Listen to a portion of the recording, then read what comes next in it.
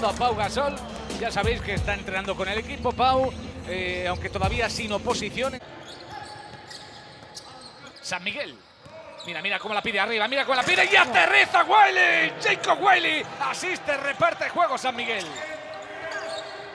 Mirotic, la finta, no cae en ella Barreiro, al poste, le saca un cachito Mirotic, saca el gancho y así de fácil juega Nikola Mirotic, 2-3-2-1.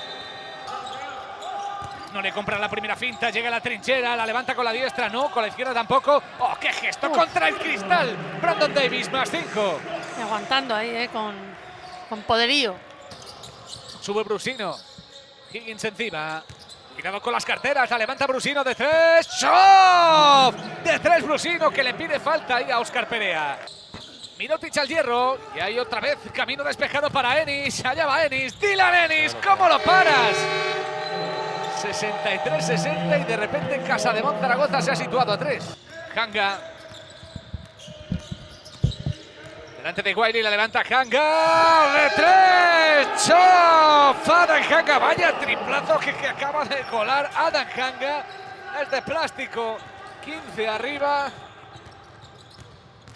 Bueno. Leandro Balmaro. Fintó Pasín, le reventó. Pensaba que iba a ir a 2 manos, al final lo dejó con una, pero tiene tanta potencia, tiene un salto, es espectacular. Y así va a finalizar esto, con este 107-88, el triunfo del Barça. Son ya 11 consecutivos en Liga Endesa. Siguen pisando los talones del Real Madrid. Con un auténtico partidazo de Brandon Davis, 20 puntos y 8 rebotes. De Adam Hanga, 17 tantos con 4 de 5 en triples.